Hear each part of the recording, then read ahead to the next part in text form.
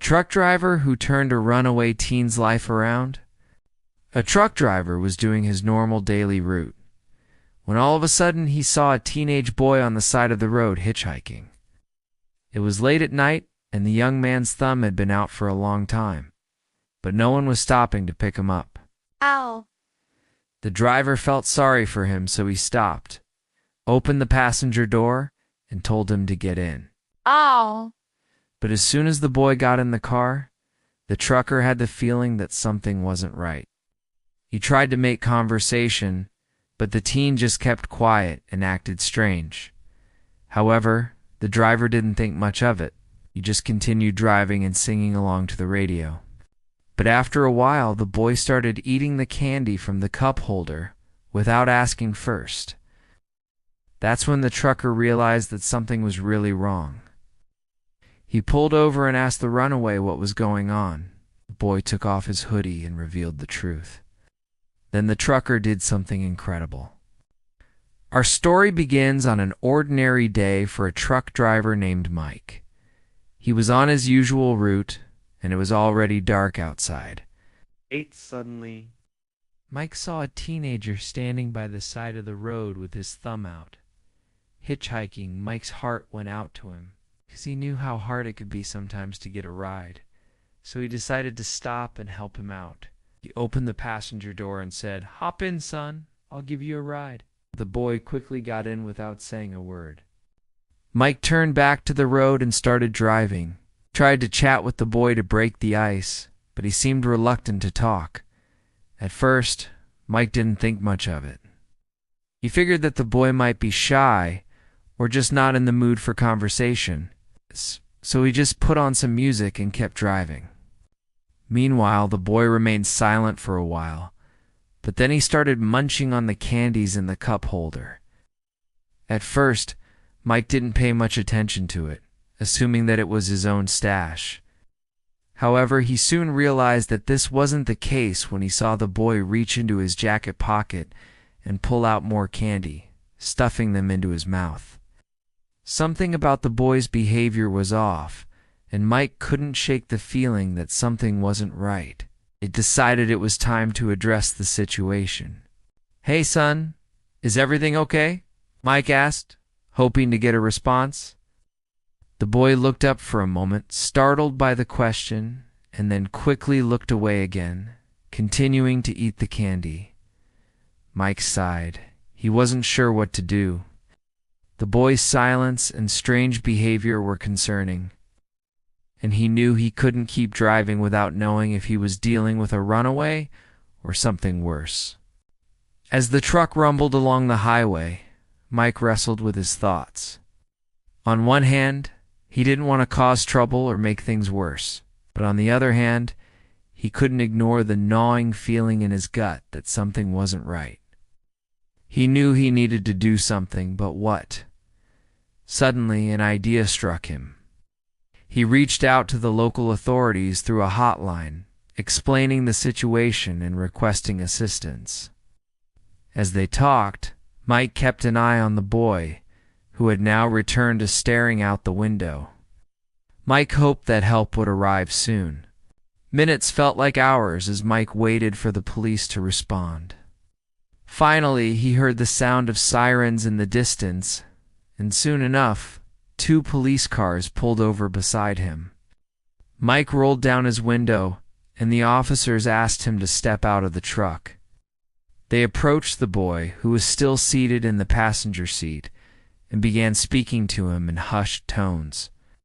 Mike watched as they cautiously opened the door and gently guided the boy out of the truck. As the police officers led the boy away, Mike couldn't help but feel a sense of relief. He had done the right thing by calling for help, and now the authorities would take over. He turned back to his truck, ready to get back on the road and continue his deliveries. But just as he was about to climb into the cab, one of the officers called out to him. "Hey, Mike, can we ask you a few questions about the boy?" The officer asked politely. Mike nodded, stepping out of the way to allow them to approach his truck. "Of course, anything to help," he replied. The officers asked Mike about the boy's behavior, what he had observed during the ride, and any other relevant details. Mike answered honestly and openly, providing as much information as he could. He described the boy's silence, strange eating habits, and the overall feeling that something wasn't right. After gathering all the necessary information, the officers thanked Mike for his help and said their goodbyes. Mike watched as they led the boy away. Couldn't help but wonder about the teenager's story and what had led him to hitchhiking on a deserted highway. As the minutes passed, Mike found himself growing increasingly concerned about the boy's well-being. He hoped that the authorities would be able to find his family or guardians and ensure his safety. Shaking off his worries, Mike climbed back into the cab of his truck. He took a deep breath, trying to focus on his deliveries. But the incident with the runaway stuck in the back of his mind. He continued his route, but his productivity took a hit as his thoughts drifted back to the boy. Mike wondered about the kind of home environment that could drive a teenager to such desperate measures. He imagined the boy's fear and uncertainty as he stood alone on the highway, hoping for a kind soul to offer him a ride. Just when Mike thought he couldn't take it anymore, his radio crackled to life. A familiar voice came through, breaking the silence. "Mike, do you copy? Do you have any information about the boy's identity?" Mike's heart skipped a beat. Ow. It was one of the officers from earlier. Could it be? "Yes, I do," Mike replied, reaching for the radio to speak into it. "I believe I picked him up near mile marker 42. He said his name was Ethan." Mike relayed the information clearly, hoping it would help in the search. There was a moment of silence as the officer processed the information. "Thank you, Mike. This is a crucial lead. We'll follow up on it immediately," the officer responded. Mike nodded, even though the officer couldn't see him. "No problem. Anything to help," he said, feeling a sense of satisfaction that he was playing a part in finding the missing boy. As the radio crackled to life again, Mike felt a mix of emotions. On one hand, he was glad to be of help. But on the other hand, he couldn't help but worry about the boy's fate. What had happened to him? Was he safe? These questions echoed in Mike's mind as he continued his deliveries. The rest of Mike's shift passed in a blur. He mechanically went through his routes, unloaded his cargo, and completed his paperwork. His mind was preoccupied with thoughts of Ethan.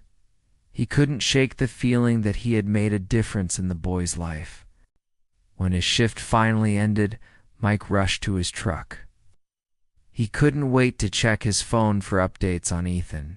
He pulled out his phone and scrolled through his messages. But there was nothing from the authorities or anyone else about the boy. Disappointment washed over him, but he knew that sometimes it takes time for these investigations to unfold. As the days passed, Mike found himself constantly checking his phone for updates on Ethan. But each time he was met with the same disappointing result. No new information. He couldn't help but grow increasingly worried about the boy. Had he been found? Was he safe? These questions plagued Mike's thoughts. One evening, as Mike sat in his truck taking a break, his phone suddenly lit up. His heart skipped a beat. Could this be it? He quickly unlocked the phone and saw a message from an unknown number. "Hi, Mike. I hope you don't mind me reaching out to you like this, but we're investigating the Runaway case from last week. We're looking for any additional information you might be able to provide," the message read. Mike felt a surge of excitement. Finally, someone from the authorities was reaching out. Quickly typing a response, Mike provided his contact information and expressed his willingness to help. He waited anxiously for a reply, hoping to be of assistance in finding Ethan. As the sun began to set, casting long shadows across the parking lot. Mike's phone vibrated again. It was the same number. "Thank you, Mike. We received your information. When you're available, please call this number. We'd like to ask you a few questions," the message read. Mike wasted no time, grabbed his phone and dialed the number provided. As the phone rang, his heart pounded with anticipation. Was this the breakthrough they had been waiting for? On the other end of the line, a woman's voice answered, "Hello, Mike. Thank you for calling. My name is Sarah, and I am a social worker with the Department of Family Services. I understand you may have some information regarding a runaway teenager," she explained. "Yes, of course," Mike replied. "I'm happy to help in any way I can. Anything you need." Sarah introduced herself as the lead investigator on the case and explained that they were trying to locate Ethan's family and provide him with the necessary support. She began asking Mike questions about the incident, including when and where he had encountered Ethan, as well as any details about the boy's appearance and behavior. As Mike recounted his experience, Sarah listened attentively, taking notes and occasionally asking follow-up questions. She wanted to gather every piece of information to increase their chances of finding Ethan as quickly as possible. After finishing her questions, Sarah thanked Mike for his cooperation and informed him that they would keep him updated on any developments in the case. Before ending the call, she asked him to stay vigilant and report any further sightings of Ethan to the authorities. Mike nodded, even though Sarah couldn't see him, promising to do as she asked. The conversation ended with both parties expressing their determination to find Ethan and ensure his well-being. As the weeks passed, Mike patiently awaited any news about Ethan. He couldn't help but feel a sense of urgency. The longer they were apart, the harder it might be to reunite Ethan with his family. Then one day, just when Mike was beginning to lose hope, his phone buzzed with a message. His heart skipped a beat.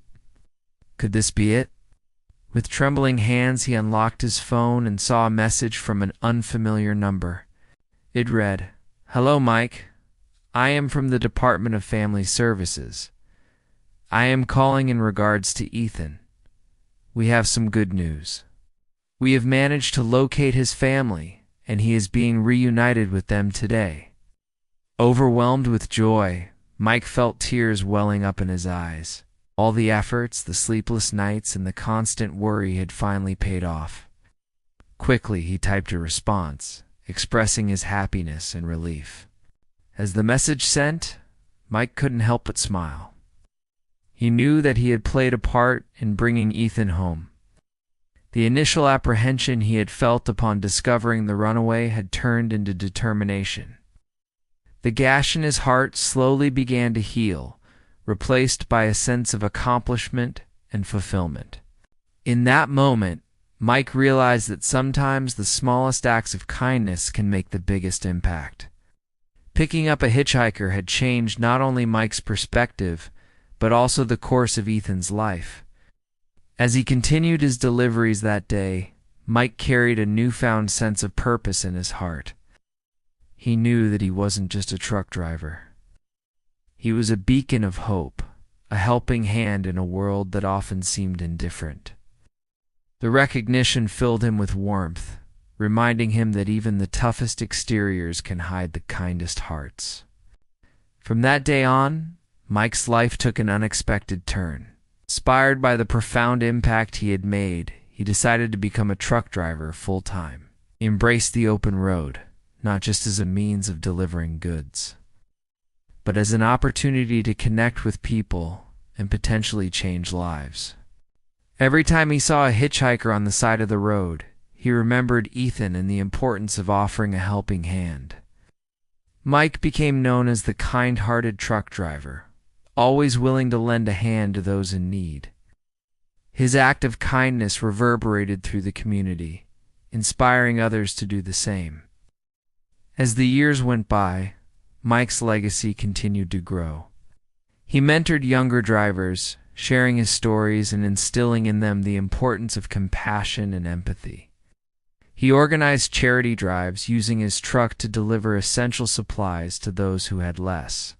And whenever he could, he volunteered his time to support various causes that aimed to help runaways and those experiencing homelessness. Through it all, Mike never forgot the valuable lesson he learned from Ethan. He understood that sometimes the smallest gesture of kindness can have the most profound impact, shaping not only the lives of others, but also one's own path in the process.